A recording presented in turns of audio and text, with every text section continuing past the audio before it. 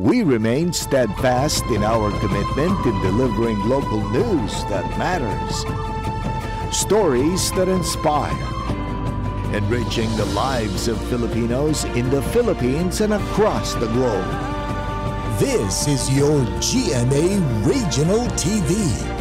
Buong puso para sa Pilipino. Kini ang GMA Regional TV Live.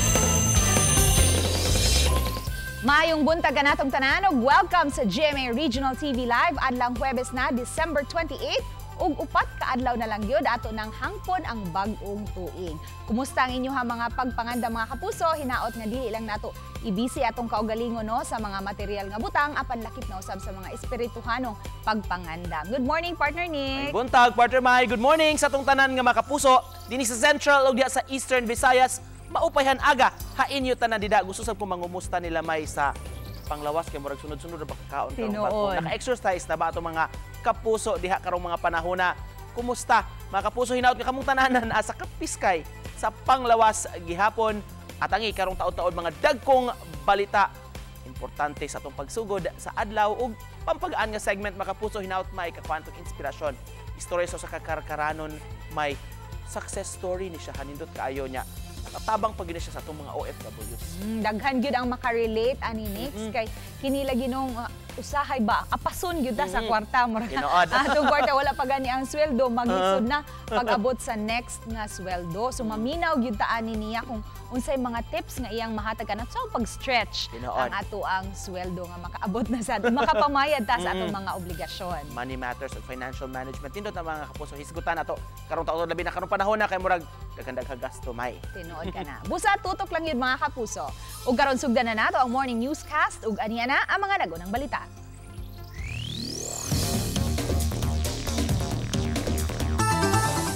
Presyo sa karning baboy, baka ug manok lakip ng isda sa merkado sa karbon sa dakbayan sa Sugbo, misaka. Matud pa sa mga manindahay nga nihit ang supply sa mga karne ug gipanglantawan nga musaka pa ang mga presyo niini sa bispera sa bagong tuig. Ani ang report ni Alan Domingo. Way kapilian ang mga tao niining panahon kung sudan ang hisgutan kay pulos misaka ang presyo sa karne ug isda karong panahon sa merkado sa karbon. 20 ngadto sa 30 pesos ang aumento sa karning baboy depende sa bahin nini. Ang pork belly gikan sa 300 pesos ang kilo karon 330 pesos na. Ang tenderloin gikan sa 280 ang kilo karon tag 310 na ang matag kilo.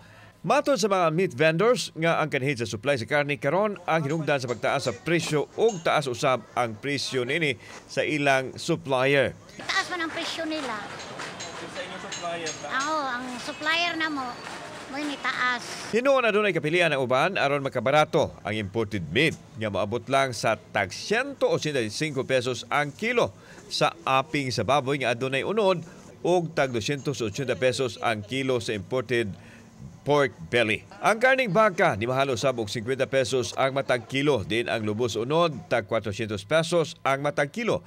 Ang tenderloin tag 700 pesos ang kilo. Samtang ang bukog tag 180 pesos ang kilo.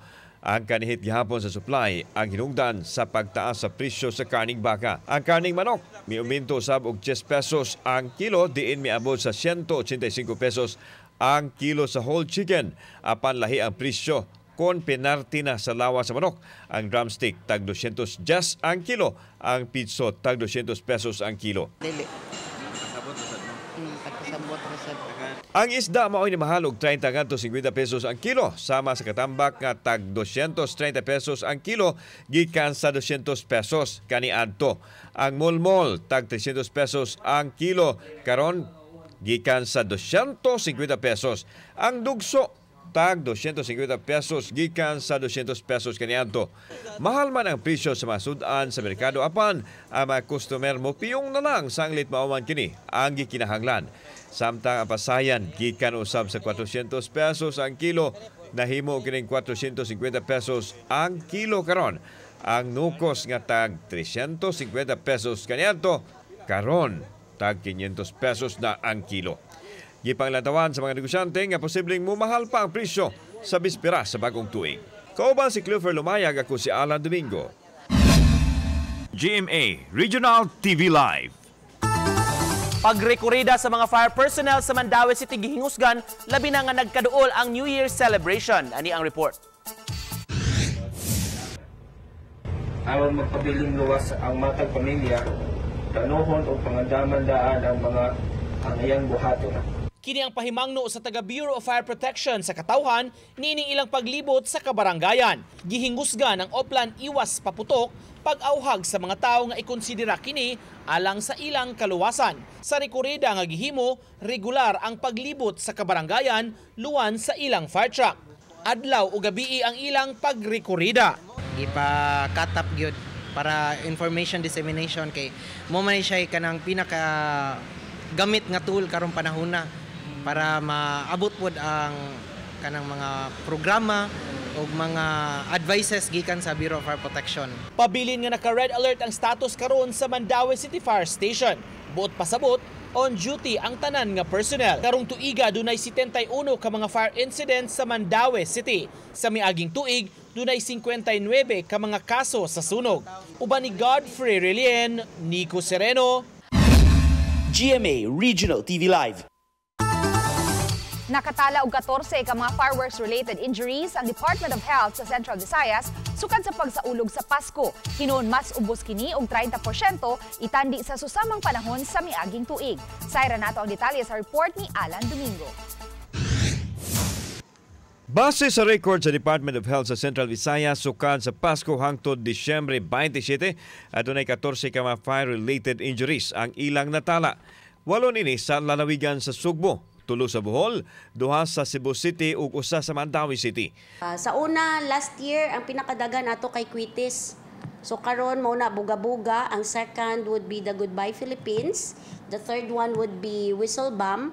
Then natay pipila ka mga Quitis, Power Bomb, Shotgun o Triangulo. And syempre, pinakadaghan nato nga anatomical site nga nabuthan sa parts of the body is ang kamot, napuntay pipila nga sa mata, sa ulo, diri dapit sa mga forehead, sa lantaka, especially sa mga lantaka no kay mubuga manggod sila, and pipila sa mga kamot og sa diri around the waist. Wa hinoy natala nga fireworks o wato si ingestion og wala usay na igo sa stray bullet. Target unta sa DOH ang zero fireworks casualty karong tuiga apan dili gyud kalikayan nga mogamit ang mga tawo og pabuto busa auhag nila nga mag-amping gyud. Samtang may pahimangno usab ang DOH nga dili magpalabi sa pagkaon sa mga mantikaon ug parat nga pagkaon ug sa ilimnong magkahubog. Dili matud paggarantiya nga moinom daan og maintenance medicine. Luwas na sa posibleng atake sa mga balatian sama sa hypertension. Kauban si Clufer Lumayag, ako si Alan Domingo. GMA Regional TV Live.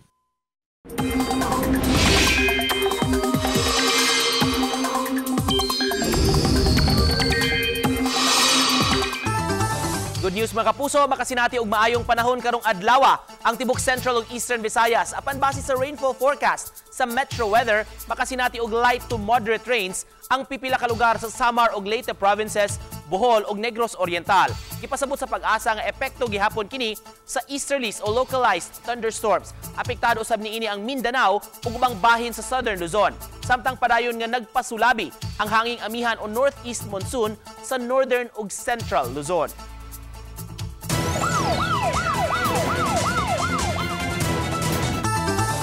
Tulo ka mga kaso sa pagpamusil ang natala sa dakbayan sa Talisay, sudlang sa unom ka adlaw. Usa sa nitabong pagpamusil, nahuli ka. Ang report ni Femari Dumabo. Mao kini ang nahitabo sa sitio Bahadas, Barangay Tabunok, Dakbayan sa Talisay. Diin nahulikam ang pagpusil sa biktimang giilang nga si Hermogenes Reyes, 55 anyos. Sa kuha sa CCTV, busy sa pagbuak og lubi nga kaguron unta sa biktima. Diyang usa ka lalaki nga nagtaptap siyang baba ug nagdala og balde ang nisod sa ilang gate. Naniid pa kini samtang nagtalikod ang biktima. Dayon pusil sa biktima kausa ka higayon, dayon sibat.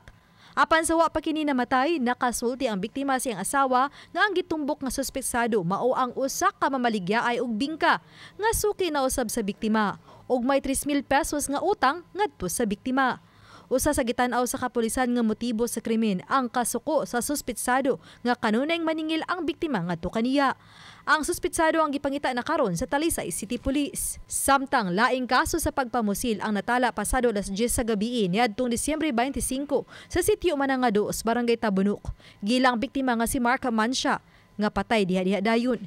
Gitanaw sa kapulisan nga motibo mao ang kalambigitan sa ginadili nga drogas. Samtang may babaeng gipusil patay usab niadtong Disyembre 20 nga giilang si Jenny. Ang matud pa nakadispalko ug wa mobayad sa mga gikuha nga illegal nga drogas gikan sa usa ka drug lord nga ana sa prisuhan. Ang kapulisan ang aduna nay mga person of interest ug padayang gipangita ang mga mamumuno. Uban ni Marlon Melgazo, Femery Dumabok. GMA Regional TV Live.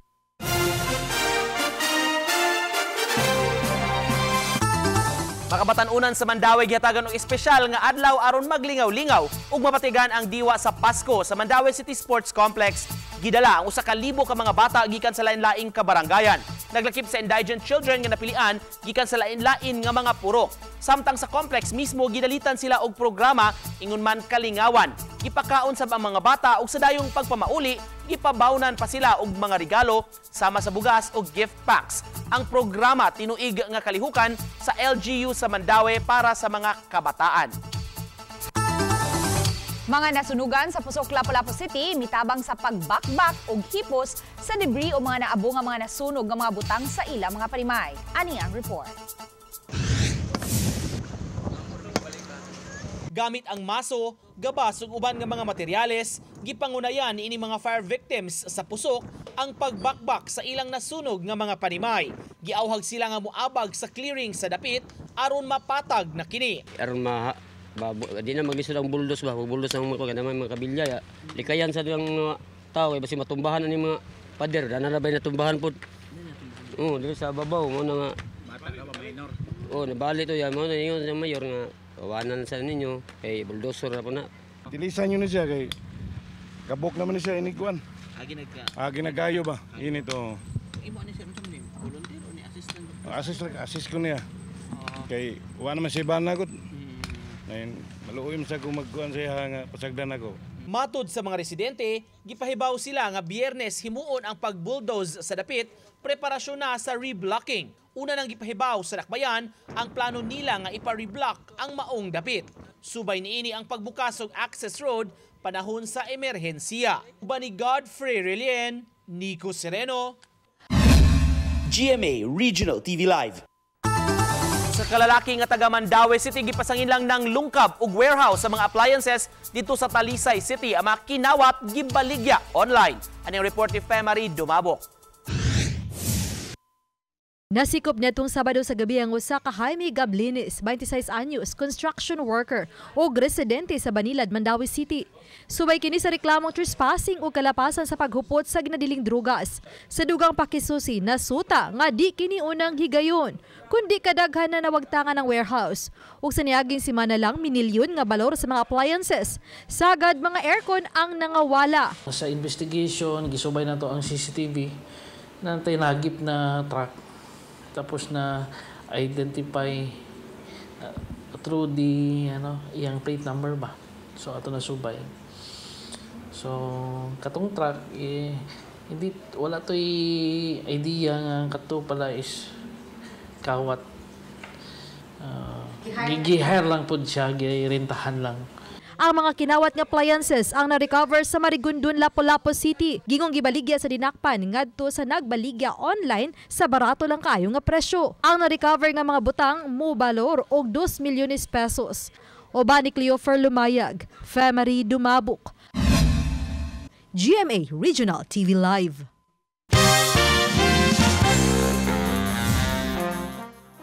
Samtang malipayong nagsaulog sa Pasko ang mga residente sa Meaux, France, aduna nay nahitabong dugoon nga krimen ang pagsaulog nining usa ka pamilya. Kinihuman nga gidungga patay sa usa ka 33 anyos nga mahan ang iyang asawa ug ang upat ka mga anak sa adlaw mismo sa Pasko.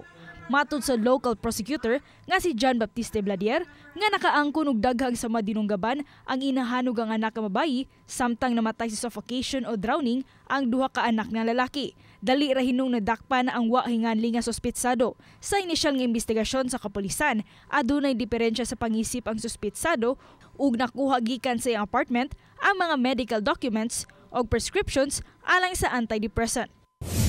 Kasamtang nga gipaubos sa investigasyon sa mga otoridad ang gatusan ka mga pasahero sa usa ka eroplano human nga makadawat og report ang mga otoridad kabahin sa human trafficking.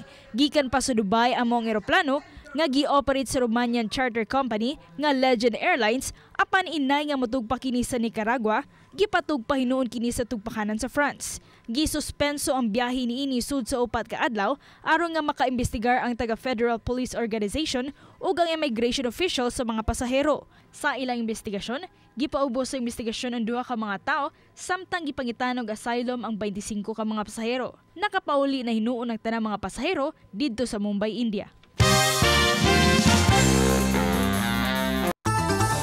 Human sa taas-taas nga holiday break, Talisay City Treasurer's Office gidagsa sa mga magbubuhis kagahapon sa buntag. Nagapa sila sa 20% nga diskwento sa buhis sa yuta ug sa ilang propiedad kung mabayran kini sa dili pa matapos ang tuig 2023. Nagsugod ang 20% nga diskwento niadto pang buwan sa Oktubre. Hinuon sa sunod semana sa buwan sa Enero magpadayon ang diskwento apan 10% na lang.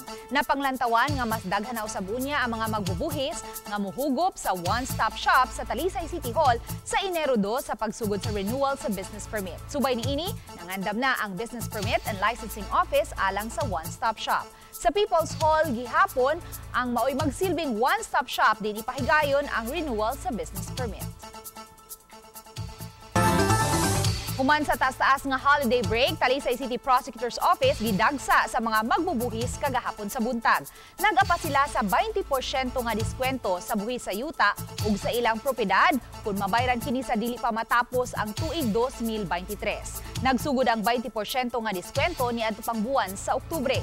Hinuon sa sunod semana sa buwan sa Enero magpadayon ang diskwento apan 10% na lang.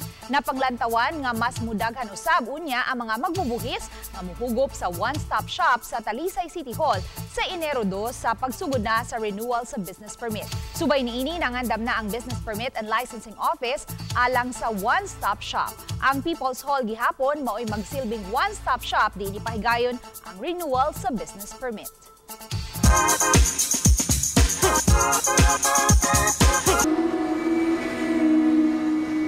Tandaan. Luyo sa kaanindot sa istorya sa gikahinamang Metro Manila Film Festival entry nga Firefly nga dalit sa GMA Public Affairs, gihalad sa direktor nga si Zig Dulay ang inspirasyon niini ngadto sa iyang inahan. Sa iyang post sa Facebook, iyang gipasalamatan ang iyang inahan kinsa misuporta kaniya sa kanya adtong bata pa siya. Giaso usab niya nga gawa sa mga awards nga madawat sa Firefly, alang kaniya mas importante ang emosyonal nga koneksyon sa mga viewers nga adunay bitbiton nga leksyon human sa pagtan-aw sa salida.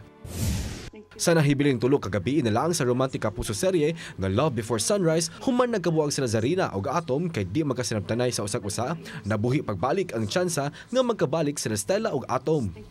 Naglibog na si Stella kung kinsa ang pilion niya, tali nila Roald o sa iyang kanihinigugma nga si Atom. Kinsa kaha ang mas bugat sa kasing-kasing ni Stella. Kana ang dungan tang siren sa GMA Telebabad 8:50 PM pagkahuman sa Black Rider.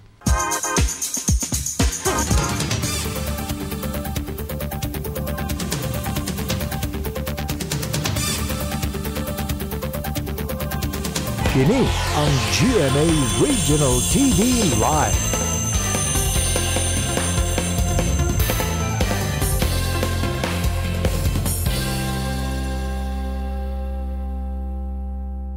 Kini ang GMA Regional TV Live.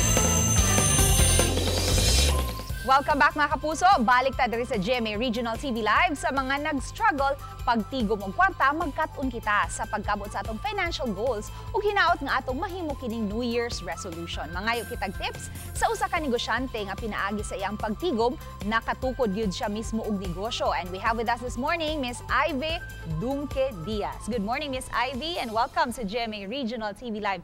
Paki-greet sa tanan nato mga kapuso nga watching us right now. maayong buntag Luan, maayong buntag Nico, ug maayong buntag sa tanang kapuso nato karon nga nananaw sa Regional TV Live and sa taga Carcar City sa akong mama ug papa, Dongke and Kanyete family. Pa-shout out sa mga taga Carcar. So Yes. first of all, Miss, we want to know kay we heard ang imong background, you're a licensed teacher. So arita magsugod giunsa nimo pag-shift gikan sa pagka-teacher ani karong imong nasudlan, di ba? Murag layo ra.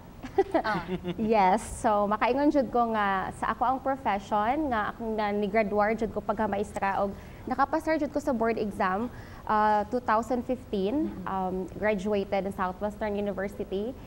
Thankfully, scholar ko sa Southwestern, no? Kagon kay Finman na siya. Oo, and naka-teach gid ko og mga 1 year sa isa ka university. And then after that, naka-feel ko nga kanang na ako'y something nga missing. And then until such time nga kanang ganing magdamgo ka nga ala kung mga kauban sa una kay nakaadto nga ni mga dapita oy unsa man ni nako nga naaman ko dinhi. And then ang trabaho kung ikaw usa ka maestra, I love teaching, to be honest. That's my passion gyud. And kung mag-teach ka, maglisod kag travel, maglisod kag larga, kay syempre kinahanglan na ka sa classroom setting. Okay. Yeah, so after that, nag-teach ko as English teacher sa mga foreigners like Japanese, Chinese, Koreans, and for 6 years. Yeah, so diha nag-start tanan, nag-office-based pa ko, and then after 6 years or 5 years or so, nag-home-based ko. After this, sa imong trabaho as teacher ESL, naunsa mo pagkitabo Miss Ivy nga murag naabot ka diri lain na ni sa money matters, financial management nga industry yun sa money. Yeah, from education field to finance field. So sa mga nakahibaw, bago lang ko na promote as CEO and I co-founded a company. It's a remittance company called JIPH, JIPH. So this is a remittance company that helps overseas Filipinos send money abroad to the Philippines for $1 fee, flat fee ra gyud na siya. And it's an instant remittance. So right now, basin inyong i-check sa App Store, Play Store ha, wala pa siya mag-live kay naman ay process ang pag-approve sa atong app. So for now, para smooth sailing later on, amo pa na siyang gina-make sure nga ready and smooth for 2024. Yes, but nag-pre-launch me pag November sa Manila. Yeah. So sa imong question is, after na ko nag-ESL, nag-online ko, home-based, until such time nga, ni-try ko learn og new skill. So, diha jud siya ni sod nga, I realized, daghan pa dahi kayong mga opportunities nga pwede nimo mapangwartahan kung makahibaw ka unsaon na siya pagbuhat. Especially kung gusto kag flexibility. So, I learned an online skill. I started the marketing side, virtual assistants, and at the same time naka-meet kog mga clients abroad, and that's how I started to like shift slowly, but still nag-part-time gihapon ko mga racket kibaw na ta. Racket gyud. Sideline, oo. Hisgutan na to namo kaganiha Miss Ivy sa opening sa program kana mga money matters tips unsa may mo mahatag sa atong mga kapuso nga nagtan-aw karon unsa to pag-stretch sa budget unsa may angayan natong timan-an kung maggunit na tagkwarta? Short answer, needs over wants. Mo jud na siya. I'm a breadwinner gyud. And I'm a single mother. So, I'm sending my brothers to college. I'm paying everything sa balay, bills and all, and on top of my personal needs. So, mahibong jud mo nga giunsa na nako tanan. So, first is ako jud nang giset tanan if unsa ako expenses every month. So, nakanan niyo kung saon niyo ako ilista man jud nako like traditional way no maestra ba yata. So maglista gihapon. Maglista ko ana and tan-aw sa nako og pilay money in every month. So tan-aw nako ang balance if pila ang ako ang magasto every month at pila ang musod every month. Now, if for example para nako tight kayo ang difference niya, so ang buhaton nako is tan-aw nako kung asa ko nga part sa mga expenses nga maka-cut back ko or maka-save ko. For example, how often do I go out? If dili kay siya necessary, if ana, pwede na ko siya i-shift to sa balay na lang ko. Magluto ka. How do you order food, di ba? Deliveries. Pa-deliver. Usahay mo, tapol man dyan tanong, labi nagbati ang weather, so ay, order lang ko ay. And then also, deserve ko to mentality by Chinkitan. So, dahan nakagbasa jud ko sa iyang libro, honestly. So, maka-learn jud kag something dira. Like, labi mag-work hard kag mayom naka, I deserve ni nako. Ay mo palit ko ani, I deserve this. Yes, sometimes it's true, but you have to make sure nga after that, di ka mag-worry sa imong budget. Yeah, live below your means ra gyud. Sa mga kabatan-una na magyud ni nga mga travel goals. Nga Yes. ikaw mismo you are also well-traveled. Yun sa nimo pag-manage, miss, ang imuhang money nga. Di ba? Gasto magyud ta kung magbiyahe. Yes. Sure. At first, I thought it's impossible. But then when I started working sa online field, pwede na ko madungan ta ang both, working and traveling. It's not easy. Like, kung makita ninyo sa mga influencers, marag nindot kaysa na nilang mga ipangbutang dira nga working and enjoying. Actually, you have to sacrifice sleep and time. And if time zone is different, diha pa jud na mas lisod. So what I do is, before sa kong planned nga ma-travel, mag-save na ko daan. So travel fund, basically. So ang buhaton nako is every payday, mag-set aside to certain amount, mag-check na ko daan sa layo pa. So travel tips, i-check ninyo ang inyong flights, and then the earlier the better, kay mas barato. And then I don't travel mga business class kay mahal man jud na. So ang akong point man good is ay mag-travel rabit ako, ang importante is abot na ko sa destination. So economy is best choice for me. And then abot dito is magdala kog something nga pwede na akong makaon dito nga nun ko magsigig palit. And then Airbnb ko magstay kay makaluto ko ing ana. Kaysa hotel, yes. Interesting, May. Murag din tada. Very briefly, miss, imong mensahe ngadto sa ato ang mga kapuso. Short message lang. Okay, so if you are going to be like, if you're going to be financially like wise, I'm not really like very much successful na, but you have to manifest and also put action in it. Kaya if magsige lang kag manifest, din na siya pwede. And also, I would love to thank sa GMA and also for our OFWs. In the future, we hope to help you in our app sa GIF. If you follow our social media accounts, also my personal social media accounts, I mostly update there. So hopefully by the first quarter of next year, 2024, maka-launch na mi in public sa app and makagamit na ang mga OFWs nato. For now, USA pa. Okay, daghang kayong salamat, Miss Ivy, for sharing your time with us. Ug mga kapuso, mubalik pa ang GMA Regional TV Live.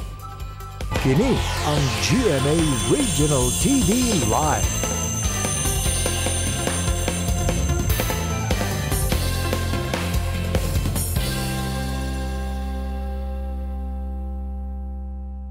Kini ang GMA Regional TV Live.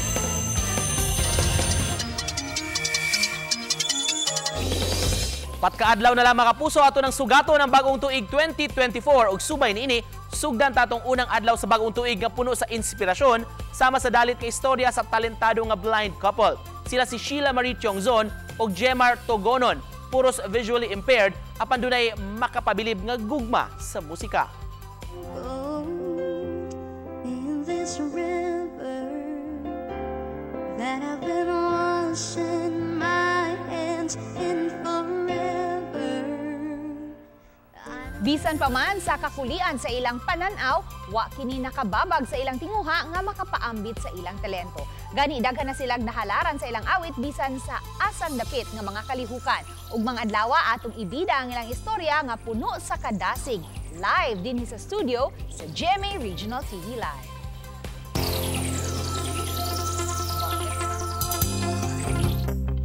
Busa mga kapuso, aduna kami ikadalit kaninyo gikan ni Warren Buffett, American businessman. Do not save what is left after spending, but spend what is left after saving. Samtang makita ninyo kini mong episode sa official website sa GMA Regional TV ug pwede usab ninyo mabisita ang among official YouTube channel ang GMA Regional TV ug i-click ang subscribe button alang sa labing init nga mga balita gikan sa mga rehiyon. Ako inyong kapuso, Luan Mirandini. Daghang salamat sa pagtutok mga kapuso. Kami ang GMA Regional TV Live kinatibukan nga puwersa alang sa mas dako misyon sa mas halapad nga pag-alagad sa atong nasod. Ako si Nico Sereno. Patkaadlaw na lang magbag-ong tuig na. Happy Thursday mga kapuso!